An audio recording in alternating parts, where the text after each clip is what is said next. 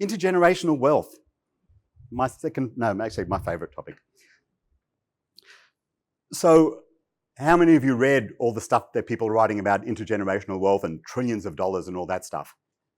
Not all of it. Some of it. And that's exactly the point. Don't believe a word of what they say.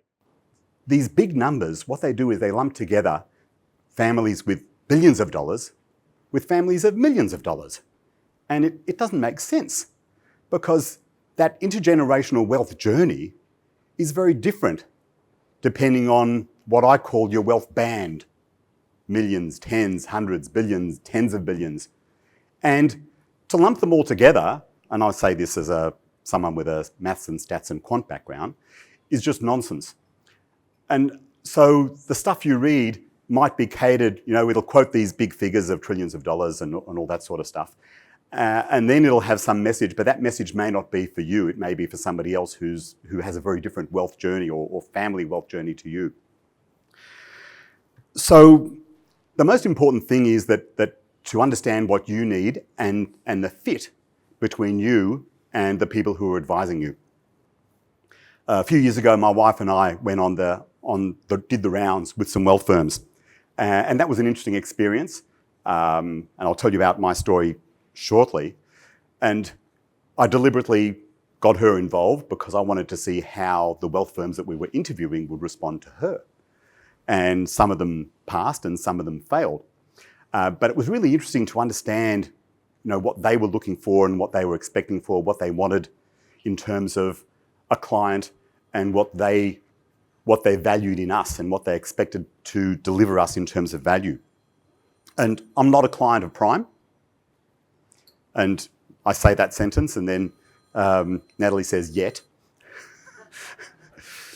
So the question is, why am I your MC? I'm a hired gun. So I'll tell you a bit about my career. So my first job was actually with a stockbroker. But before that, I'm second generation in a business family. So I grew up around a family business. I worked in the family business when I was a student. I'll say a child because, when your dad says, I need your help in the business and you're, I don't know, whatever I was, 10, you do it. But I worked there as a student and I'm the youngest of 5. I'm very blessed to be the youngest in my family and all the things that come with that. And so, you grow up thinking family business, that's what it is, business. And, your parents say, go to university and get a good education because we didn't get a good education. And then eventually I finished university and I decided I didn't want to join the family business for various reasons. So in my first career, as I said, I worked for Macintosh Hampson Hall Gavett. Anybody remember them? In the mid to late 80s. Stockbroking firm and, what we now call Wealth 1.0. And I'll come back to that.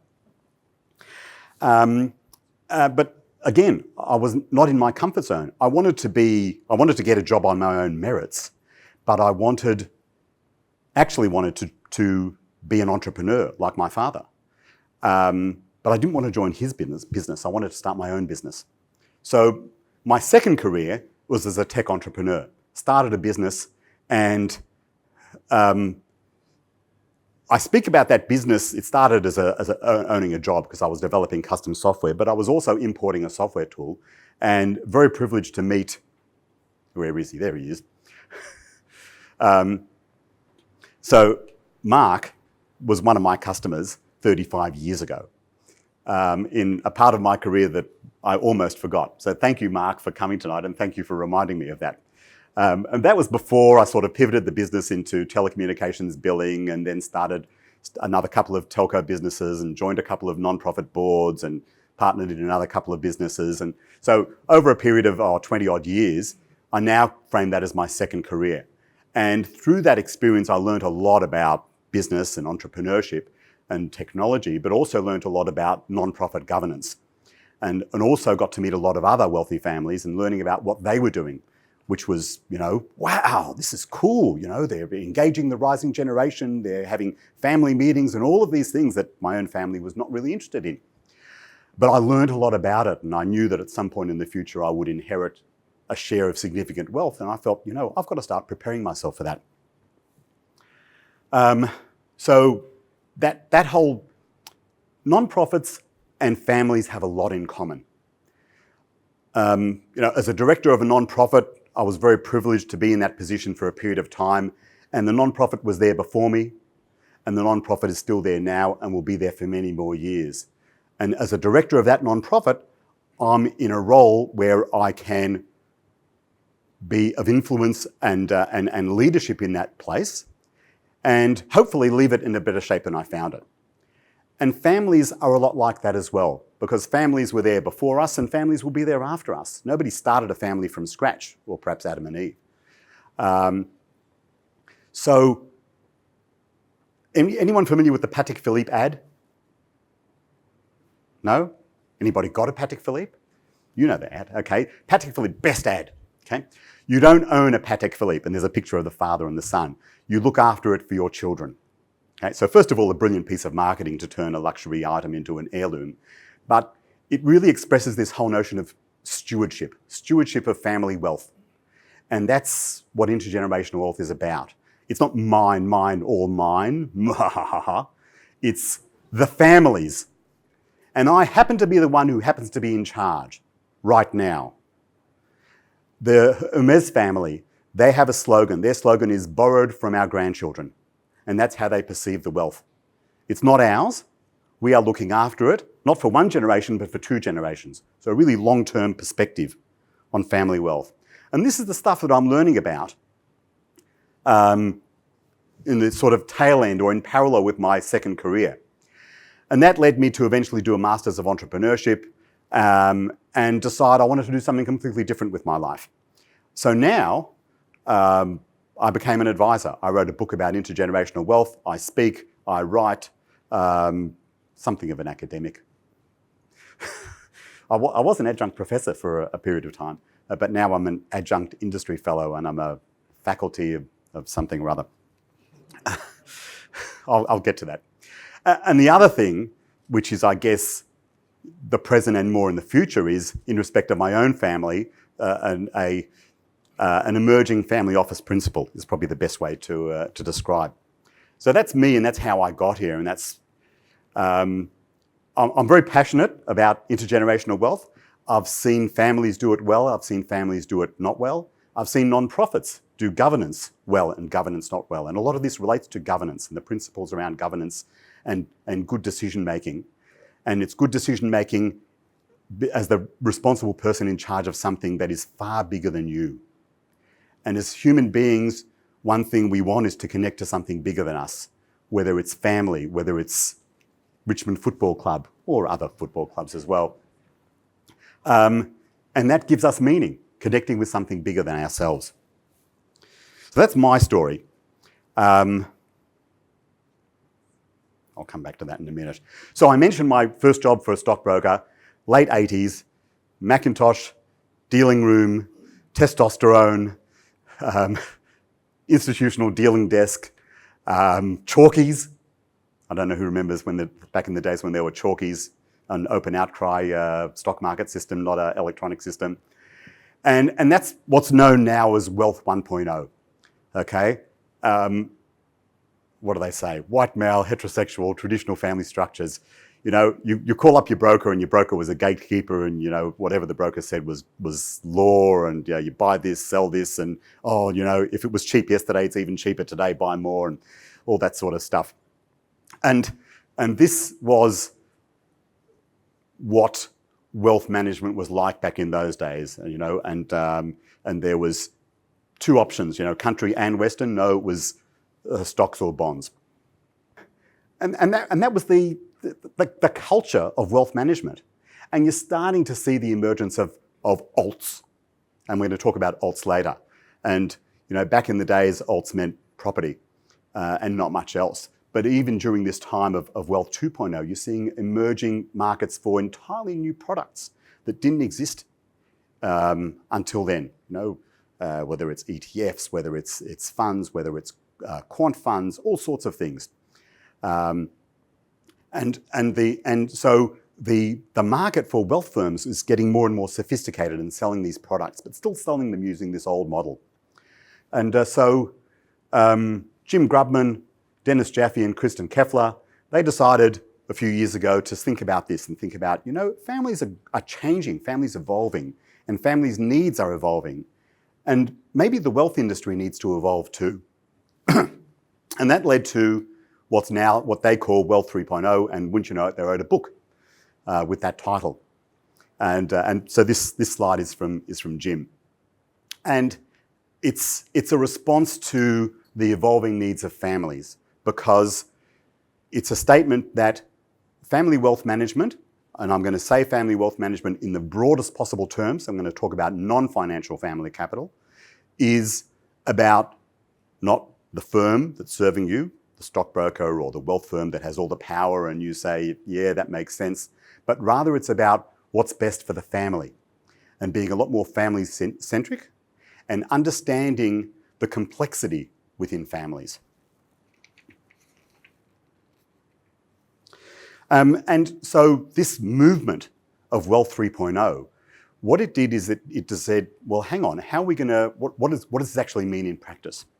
So they developed this model that they call the 10 domains of family wealth. And that was pioneered by Jim, Dennis, Kristen, a few others, and they formed this thing called the Ultra High Net Worth Institute, which has an awful name. But it is a non-profit, US-based think tank. And its purpose is the membership are advisors to families, and its purpose is to improve the quality of advice given to families. And so they started with this model. And if you have a look at this, it's got in the middle this thing, family advisor relationships. And then at the top, 4 things, wealth creation and stewardship. And then this thing down the bottom, which is my passion, cultivation of family capital. So what is wealth? Is wealth money? I don't know. Anybody? Actually, I do know. I'm teasing you. Wealth, the term wealth comes from the term wellness. Yet if anybody says to you, are you wealthy? What's the first thing that comes to your mind? Is it your state of mind? Is it the health of your family? Is it whether or not you can have Christmas dinner together? Or is it your balance sheet? And Wealth 3.0 says, hang on, let's think more broadly about family wealth. What is it for? What's the purpose of the wealth? If I'm the custodian of that wealth, I'm the person looking after it for my children, it's there to enjoy the benefits, obviously, and those benefits can be significant. But at the end of the day, what is it going to be? What's it going to be for our kids? What is it going to mean for our community, for the world around us? Think about purpose. So this 10 domains of family wealth are nine with one in the middle. And that family advisory relationships is a really important one, because with families, you've got complexity. And, people say, okay, high net worth is this many million and ultra high net worth is this many million. Nah, it's about complexity, okay? You can have less net assets and a very complex family, perhaps a blended family, perhaps, asset mixes all over the place. And you can have a lot of wealth that's relatively simple in terms of structure and other things like that. So complexity is what drives the needs of families these days. And these needs fall into these different domains. And each of these domains in the Institute has a faculty, and I'm on the faculty for family dynamics. That's my area of specialty. But the point is that I can't go into the family and say, okay, I'll fix your family dynamics in a vacuum. No, we've all got to work together in service of the family. And that's where that hub of family advisory relationships is so important. So this is what led me to talk to Prime through Paul. Thank you for the introduction. And, I've gotten to know Prime over the last few years, and I think they're thinking, they're drinking the Wealth 3.0 Kool-Aid. And, their approach, and Simon will tell you much more about this, is really based around partnerships. And that partnership idea is essential for family wealth advisory, because in this 10 domains model, no one person can do it all. No one set of expertise can do it all. You need everybody working together. In Prime's case, it started with that partnership between the accounting and wealth. and accounting is very much the core of it because we need accountants for better or worse. With apologies to accountants in the room. I'm not an accountant. Any lawyers? No, sorry. So, good wealth management, and when I say wealth management, I use that in the broadest term, family wealth. That is financial capital and non-financial capital, and we'll talk about that a bit later. That requires collaboration. That requires everybody working together in service of the family. So the idea of a wealth firm working well with accountants is a really strong basis for doing that across the other domains as well. Families, how do you choose a wealth firm? Is it the person who's going to get you the best returns, or is it the person who believes in the things you believe in and is aligned with your vision and understands your journey? And I think that's a really important ingredient in the choice of who is going to look after your family wealth and look after it, as I said, in its broadest terms. And that's why, when Prime said, come and MC this, I said, sure, with pleasure. So Simon, co-founder, okay, see, he's still here. So he's MD, CEO, chairman, chief cook and bottle washer. Yep. His CV is so short, it's a lifer, as we call it. Simon is a strategically driven leader who's expanded on Prime's origin as a wealth and advice business, evolving the company into what it is today. So capital, advice, asset management. Prime offers wealth management, SMSF, alts, which you'll hear about later, business advisory, accounting, corporate finance. Under Simon's leadership, Prime has a focus on continuous growth, value for its clients, partners and shareholders, helping them achieve their aspirations. Simon has led Prime through an ASX listing, has driven both top and bottom line growth, and extensive experience across operations, strategy, acquisitions. Simon? So, Thank you. Much appreciated. So firstly, a warm welcome and thank you, David. And your story is a fantastic one for us to hear because it's very relevant to a lot of other people here in the room. And I think when we were sitting here talking about what we could put together that would be most appropriate, we wanted to have real stories from real people that are experiencing this day in, day out, and to hear from lots of experts that can start a conversation that we can all continue. A little bit of background on Prime. That CV was a bit generous probably to me, but I was very lucky to have the opportunity to start a business with my father 26 years ago, probably because he felt I was unemployable elsewhere. So he gave me this great opportunity to start a business together, which I'll be forever grateful for.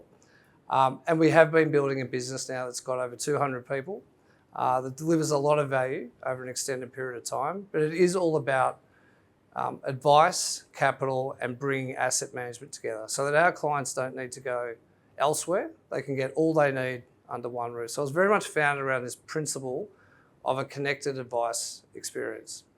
Our clients are typically, this is not all of them, but typically being business owners. They've often founded businesses and quite often they are also high net worth investors. So we tend to do our best work when we can do more for our clients, and we try to do this in a really responsible way. We do think about sustainability, we do think about making an impact, and we talk about it a lot in terms of empowering our staff and our clients to achieve the objectives they want to achieve. So today we look after about $1.3 billion for our clients. We started as a wealth business, as David said. We now have a global footprint, which we're very proud of. There's 4 key services that we do bring together for our clients principally. Accounting and business advisory, wealth management, SMSF, and corporate finance as well. I think in terms of how we think about giving advice and performing a good duty for our clients, because a lot of our clients have been business owners, we have an appreciation because that's what the journey that we've been on. To start a business, to raise capital, to go through those sleepless nights about how you're going to pay payroll. All those things we've experienced as we've built a business. So I think that puts us in a really unique position to have a proper conversation with our clients from a point of empathy and understanding. But our journey has involved giving advice to lots of different people in lots of different situations. So on that 26-year journey, we've advised over 5,000 clients for wealth management and SMSF-related matters, looked after at least 2,000 businesses, helped over 1,000 clients access funding for new ideas, new innovative products and ideas through what we do in R&D and EMDG, or previously in EMDG. We also invested capital into businesses. So over 100 businesses have had access to equity capital for growth, access to credit to fund their growth or succession ambitions. And we have done a lot of work with over 500 companies to actually help them achieve growth, transition and succession. But as David said before, for us it is about this concept of partnership.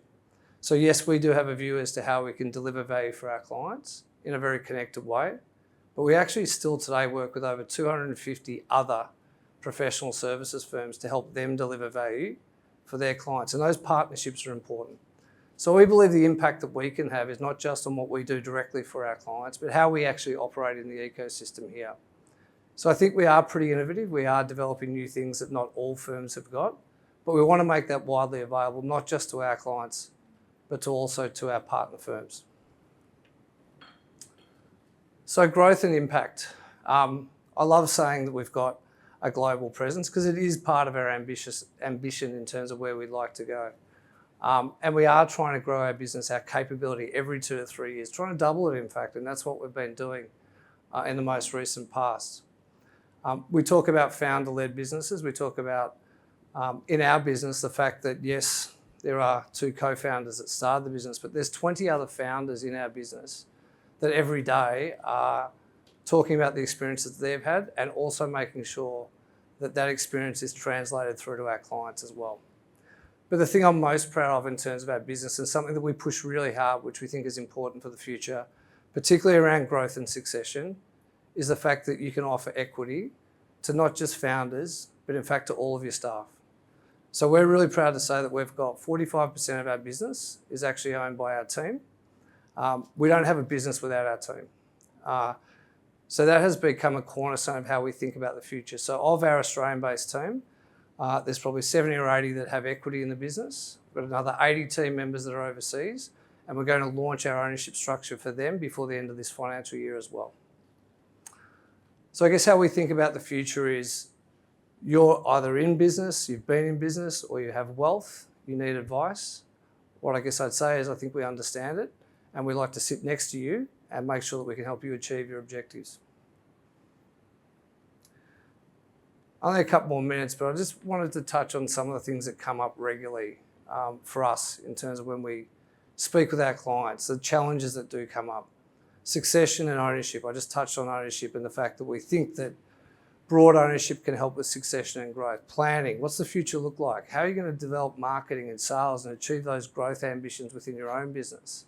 Do you buy businesses? How do you integrate them? How do you think about that? How do you retain team members? How do you finance it? What role will technology play in the future? And we think about these things a lot. And we actually get advice in our own right on some of these things as well.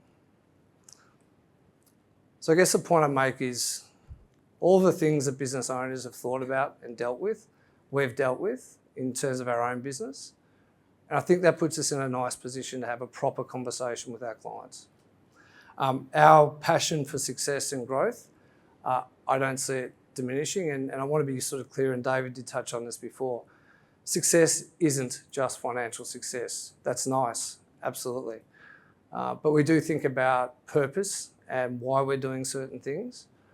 So that non-financial aspect is very, very important.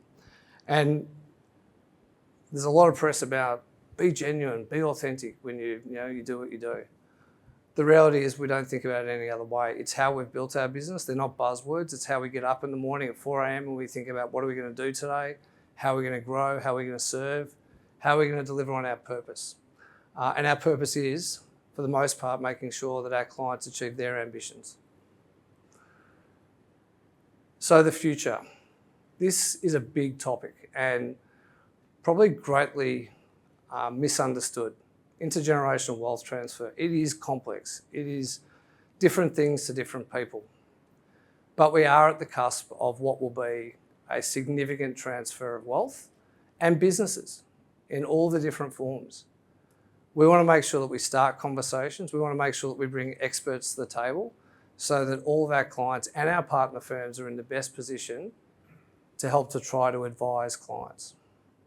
So tonight you're going to hear about real life examples, not theories. There's a lot of theorists. We want to talk about what's actually happening, what we're seeing happen in market with families, et cetera, et cetera. So please, in terms of, hopefully you see we're reasonably, kind of feel like I'm in the bullpen here, but we're fairly open to making sure we start conversations this evening. We'll all get the best out of this if we do ask questions, we engage, we challenge. Not everything that anyone says on stage is going to be right for you. Please start those conversations, and I look forward to learning from all of you and what's happening in your world, and hopefully we can connect a few more of the dots for you by the time we finish this evening. That's me done. I'm going to hand back to you, David, so you can continue on.